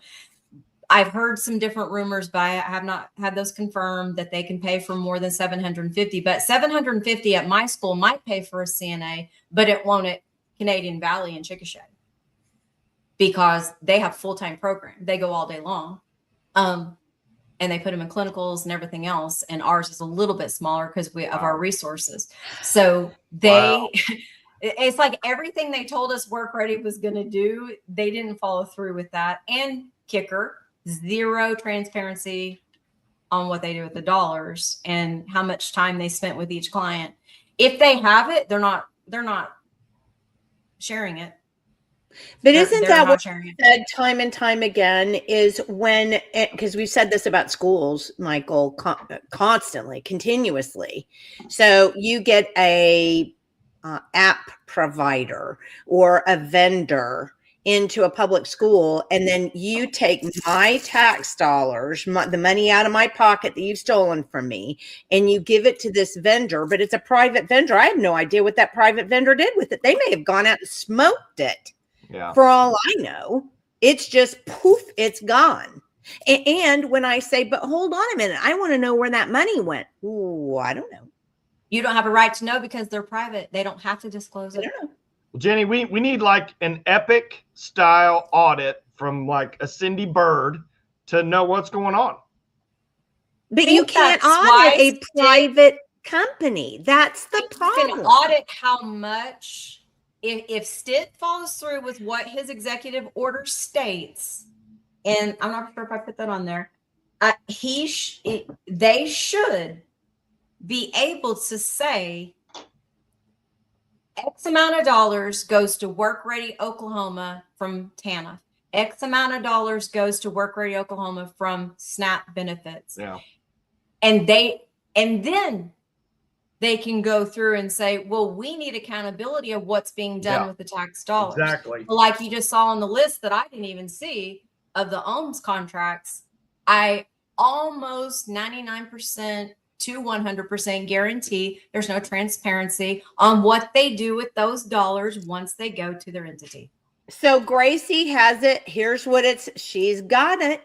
Basically, the money they get goes to pay all the upper management, so there's not enough left to provide any resources. But Period. Thank you. I mean, oh my God. How do you make this stop? Because that is the thing. When you, again, and I'm going to say it again because people don't get it. When you steal money from me, you don't care what you do with it. It's not yours. You didn't make it. You didn't blood, sweat, and tear it. You just stole it out of my pocket. You don't care where it came from. You don't care what you're going to do with it. And I'll tell you, my first year in the TANF, I am a fully healthy person. I'm not on medications. I try to do things naturally. I literally thought I was having a heart attack at my desk, and I called my husband and I said, I think I'm having a heart attack. I'm feeling something I've never felt before. He said, Dee, it's stress. Yeah. I said, no, I don't get stressed, but I don't let that. He said, Dee, I'm telling you. He said, if you think it's a heart attack, he said, go direct to Chickasha and go to the little heart hospital thing over there and get tested. So for about 3 weeks, they had me on a heart monitor. 0 wrong. I've even had a heart and lung scan since then. 0 wrong with my heart. No medications. It was complete stress because just because they don't care didn't mean that I didn't care. And I had these people that were depending on me to solve all of their obstacles and all of their problems. I'm the one that had to look them in the face. Yeah. They don't. They, as in everybody who's taking the money, and misspending it, they don't have to look that person in the eye. And that's and the crazy thing is, this is not fraud. You can't call it fraud. It's not that at all. It's just skimming money off the taxpayer. That's why I titled it legal fraud. It is legal fraud. There's always a loophole. There's got to be an element.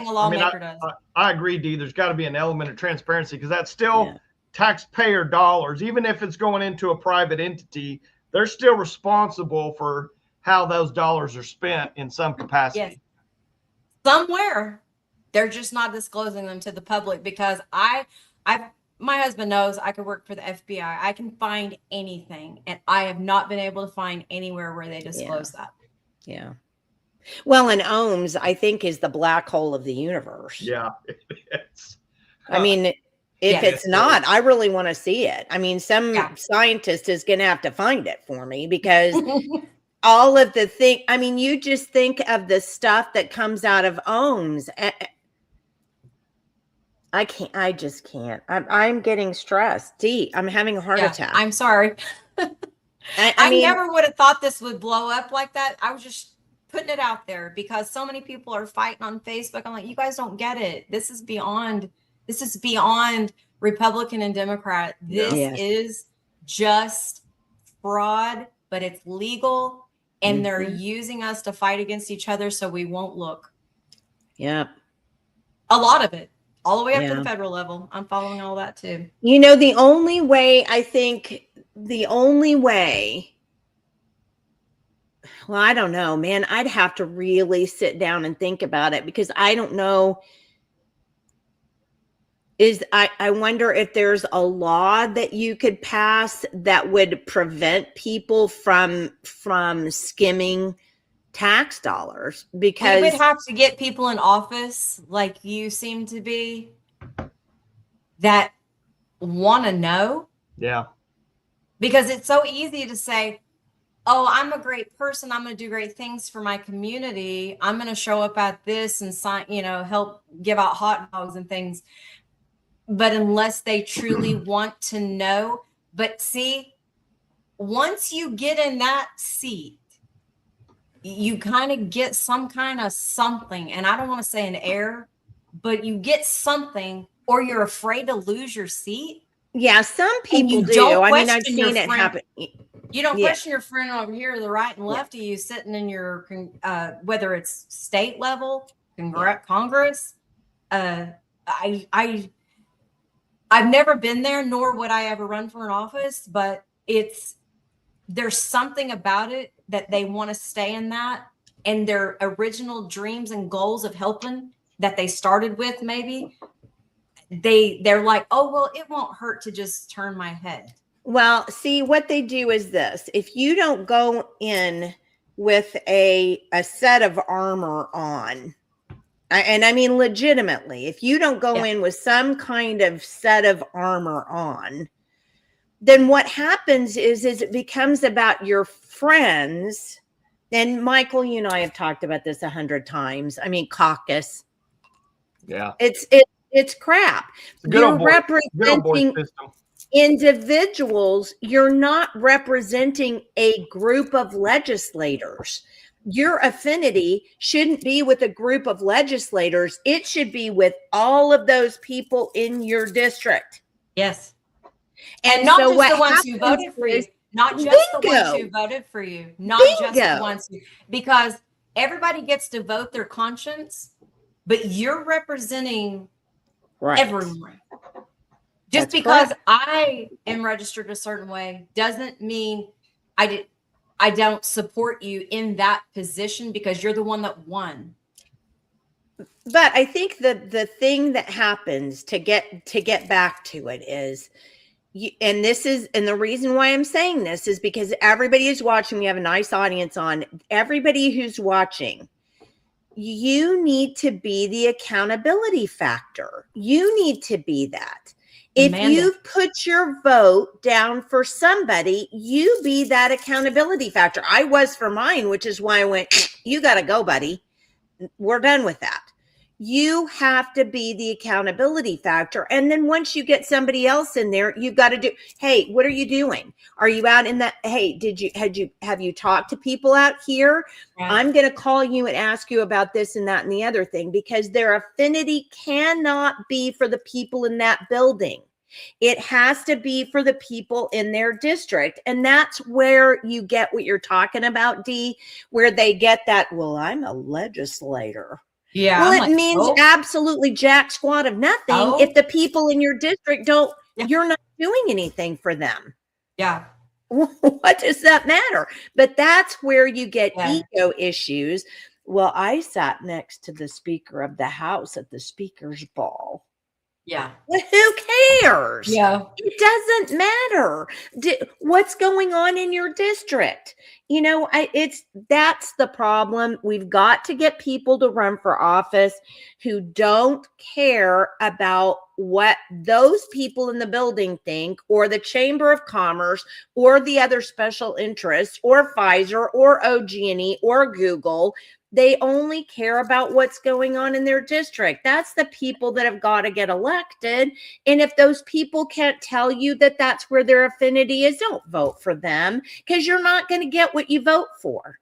And not just tell you, they need to show. Bingo. They need to show, not just tell, because they can tell it all day. But are you going to show me that that's what you're going to do? So, Dee, because we got to close out. It's an hour and 45 minutes. So tell me, I mean, you've thought about this, you've looked into it, you've made a good case.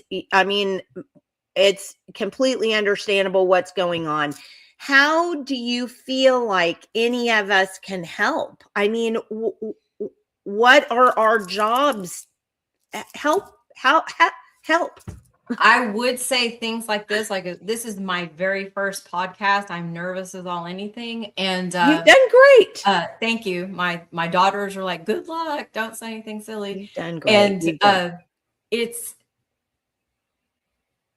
I don't have the full solution. Yeah. But conversations like this with people who will listen, and people who have the connections, and then we elect those that actually show us. Yeah. Don't come give me a talking point. Frank Lucas did that. And I asked him 3 questions. Nobody else was asking questions. And he just gives the old farm boy from rural Oklahoma thing. And I'm like, what are you talking about? Don't get me wrong. This was before the Russia and Ukraine broke out. But anyway, he gives this whole talking point. And I'm like, okay, but what about Oklahoma? Let's get back to, let's even talk about Oklahoma. He wasn't even talking about Oklahoma. He was talking about Russia and Ukraine when he came. And I said, here's the things that's going on, like selling our foreign soil to foreign entities through a loophole in the law to get grow operations for Oklahoma. That's affecting our grocery supply. It's affecting our farmers. It's affecting us. Mm-hmm. And supposedly him and Josh Hawley made a bill or whatever, which I did look it up. I don't know that it passed. Obviously not, because we still have one within a mile of our house who sick their dogs on us. They're Belgian Malinois dogs. Bad. So anyway, that's a whole nother story. But you make a good point. I want to go back care. to what you said. You went to a Frank Lucas town hall and you were the only one to ask questions? The only one. Bingo. Why are these other people not asking questions? Why are they just sitting there going? There were mixed people. You know, and it was midterms of 2022. I knew why he was there. I had never met him before. And he's up there and I'm sitting there like, okay, the war between Russia and Ukraine was just getting ready. They weren't even on it yet. And so I was like, I'm looking around like, what is actually happening here? Why is he not talking about Oklahoma? Yeah. And even the people, one of my bosses at the time, he's no longer my boss. I was like, come on, say something, say something. He did not. And I was like, I'm not going to let this opportunity pass. And he said, does anyone have any questions before we end? I was like, I got 3. He just kind of looking at me like, who's this girl? You know? And I was like, I asked him about the farmland, the grow operations. You know, the majority of those grow operations are sending that back to China, being sold on the dark web to our kids. Laced. That is where that's going. Yep. They got New York plates bringing in possibly illegals. I don't know. I didn't vet them, but they're all secretive. They got these massive fences all the way around their property, and we have to smell that. We're a mile from them. So, but they are having busts here. I've talked to Mark Woodward myself a couple of different times, and he said it's going to take a while, but they will get, and there have been busts near me with major stuff near Grady County, one in Caddo County. Oh yeah, no, the Grady County sheriff, he's gone after that. But surely, but they have to have a reason to go in. They have to have a reason to go in, which is stupid because they don't, I guess they have to have a reason to come in my house if in my yard I have to do something, you know, possibly a crime to get them to come in, maybe. But still, it's a loophole, another loophole to make somebody millions. I do think, and then Gracie said this, and I do think there is some legitimacy to what Gracie said. I mean, just putting it out there so that people get it and can hear about it, because I do think what we all tend to do is this is busted. But I mean, it's like if you don't know how to fix a car, right? You're just like, it's busted. Right. So we've got to point out the specific ways it's busted and then fix the ways. But the problem is, like you said, Dee, we have so many people that are sitting there at 23rd and Lincoln right now that are part of this or that work for, you know, that are lobbyists. Because I'll bet you $10 that Mary Myrick Company has some kind of lobbyist that's down there going, oh, absolutely. Hey, we can get, I mean, so absolutely. On our tax dollars, right? Getting paid with our tax dollars. So I just that nobody should be able to lobby and be paid. Yeah. We didn't get paid for lobbying for DHS. We just went on, it was called Lobby Day. And we had to take our own time to do it. Yeah. I mean, I agree with that 100%. That should not be a job. That shouldn't be a job in the echelon of jobs. Right. If you're going to do that, then you don't get paid for that. It's really just hard to say other than what Gracie was saying. We do have to talk about it, but when the news will not report it. Oh yeah. That means they're rubbing elbows with someone. And I dare anyone, I'll sit down with anyone. I would love to, I've wanted to sit down with Justin Brown for almost 5 years now. Like, what was your, give me your thought. I'll listen to your side. But let me tell you what it's done to my people in my area and my friends and my family. Let me tell you what it's done. And then maybe that would resonate. But go look at his LinkedIn. If you don't follow him on LinkedIn, he travels all over. They go on vacations and probably have a vacation home. I have no idea. But they go a lot of places. And he says he's saving the world in Oklahoma. I just don't see it. But I'll sit down with him. I would love to sit down with Mary Myrick. I've never met her. I've heard how people roll out the red carpet for her, but I would love to just say, hey, look. Well, but think about it. I mean, think about it. She gets a whole bunch of taxpayer money clearly to do these jobs. So, I mean, yeah, I would imagine with as much taxpayer dollars as she has to be pulling in for this company. Well, it looks like she's got other entities too, Jenny. Yeah. I mean, there's multiple, the family resource, marriage resource deal. I mean, there's like this whole spider web of these deals with her. Yeah. I couldn't even find her net worth or what her company is worth or what Work Ready Oklahoma is worth. I couldn't find, how they say, oh, it's a mega billion-dollar company, whatever. I could not find anywhere of because they don't want, because nobody wants that out. It's the same way with the Public School Resource Center, the Oklahoma Public School Resource Center. It's the same exact thing. They're just another funnel for certain dollars, usually from private entities too. There's got to be a way to stop it. I think Gracie's right. I think just making people aware of people. It's not just the government. It's these hanger-oners to government that are our big problems. So instead of the money going directly to where it needs to go, it's going this direction and this direction and that direction, and then back this way. And in all of those different directions, people are just skimming money off the top. What I have learned, if there is an NGO involved, just go to the About section. And then with some of them, like you said, it's looped. Like any fact checking. Yeah. You'll find eventually. And then you go and look at the heads of who's writing the articles or the fact checking. And it's leaning one way or another. So if it's just everything's bad about one candidate or one person or one thing, you'll follow that money trail as well on an NGO. And any of them. Well, Dee, thank you so much for being on today and for opening our eyes to this, because it's just it's so important. I mean, thank you for having me. Well, thank you for being here. And if let's continue to keep in touch. I mean, we're Facebook friends now, so that really, helps, but continue to keep in touch. Because if you find out anything new or whatever, we're happy to have you come back on and spill the beans, but really do appreciate you enlightening us on this, because it's so very important. And I wish you luck on your endeavors. And if you get in there and are able to do anything, I hope people listen. I really do. Well, there's a whole bunch of us running, so we just need to,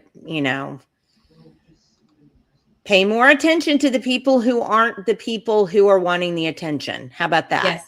Yes. All right, well, Dee, God bless you. Thank you so much for being on, and thank you for what you're doing. And again, keep in touch, please. All right. Thank you, Jenny. All right. Thank you. Bye. All righty. Bye. Man, good for her, because can you imagine being her in her job in a meeting and she's the only one going, excuse me, pardon me. Yeah. And God love her, because there are very few D's out there that are willing to stick up their hand and even ask questions. And again, I'm going to go back to the car metaphor, because I kind of liked it. So you don't know anything about your car. You don't know how to fix a car, but it's broken. It's not driving, right? I mean, you go to somebody who knows about cars. You don't just, go to somebody who talks loudest. You go to somebody who has and then even then, they may tell you something and, well, it's the transmission. You need a whole new transmission. Well, at that point, do you just go, oh, okay, well, sure, it needs a new transmission? Or do you go to somebody else and say, well, wait a minute, this guy told me it needs a new transmission. What do you think? Right? I mean, we're not even asking questions like, well, I don't know, does it really need a new transmission? I mean, why are we not asking questions, Well, Michael? I mean, I have a problem. Where is all the financial oversight committees, financial oversight people that are on all these committees and all this stuff? That's their job. We elect these legislators. They go in. They're supposed to be overseeing where all these tax dollars go. What are they doing? But I wonder, though, hold on a second, Michael. I am wondering if we've gotten to the point now where we see this as legitimate, as the Mary Myrick's company. We see hers as legitimate because government needs help. We just need to take your tax dollars to help the government, right? I mean, somehow we see this as legitimate. So nobody ever goes, wait, why are we using an outside company and paying them taxpayer dollars to make sure that OHMS has advertising? Yeah. Why isn't anybody asking these questions? Here's the issue I have with that.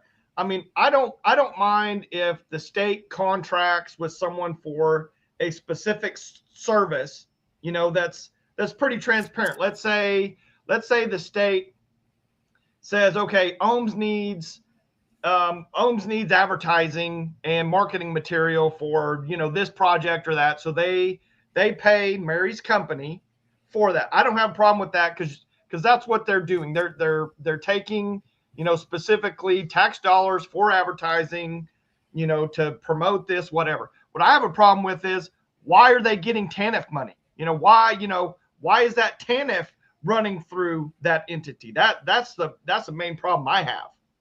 Well, and I see your perspective, but I look at it like this. Really, honestly, the other day I was on a doorstep and the guy was from California. He was a transplant from California, and he was a funny guy because he goes, "Don't kill me." And I'm like, hey, you're conservative. I'm happy you're here. I don't care. But he said that where he came from in California, he knew. He goes, I came here. I have no idea when the primary is. I had no idea when anything was. I had to legitimately go out on the internet, search down the Oklahoma State Election Board, and go and find out how to do any of this. But in California, they send you stuff through the mail. It's on billboards. They have all this stuff about voting. Here's where and I got to thinking about that. And I thought, okay, hold on a minute. If the advertising is to make citizens, taxpayers aware of a thing like voting, I'm all for that. Yeah. You should have a line item in your budget to inform the citizens about how to make their citizenship work for them in terms of voting, for example. Explain to me what OHMS needs advertising for.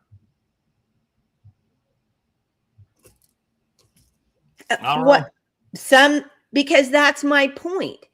We have, I think, grown to accept that government is just enormous, and that's great because it's not, it's all of our tax dollars and we have to pay that in. I don't know what the thinking is.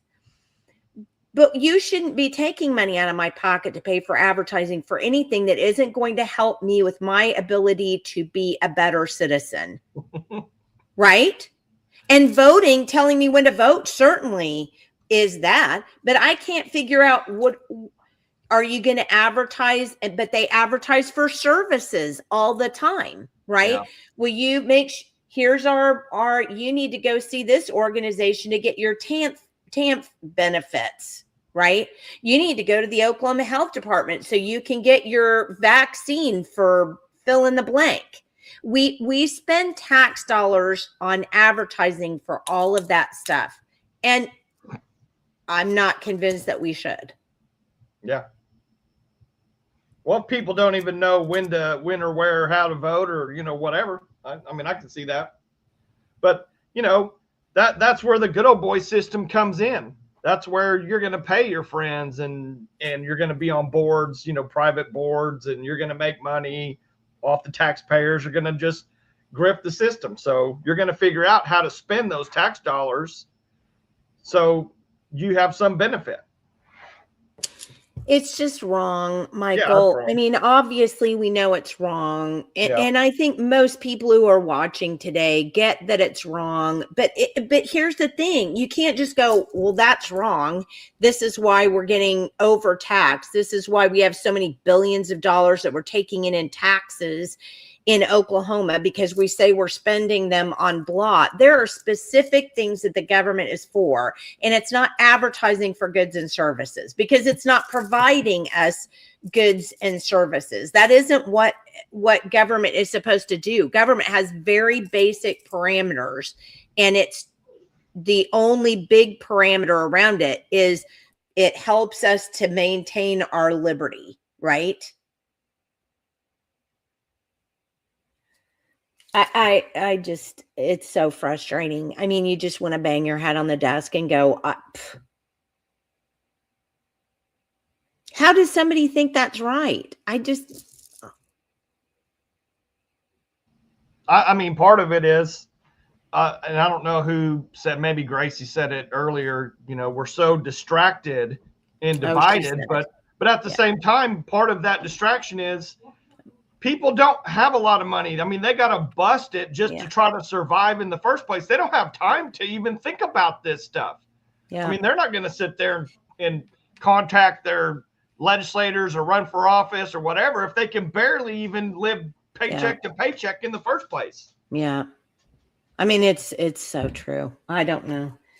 All right. Well, we probably better get off of here because we're at 2:02. We are going to have Jake Merrick's going to be on at 1. He's running across the state, and he's met so many fun people. And I thought, well, golly, wouldn't it be just fun to have him on and talk about some of the things that he's done and the places that he's seen? Because Oklahoma, don't forget, I've traveled Oklahoma extensively, and there are some great places out there, little towns and fun little places that you just don't know.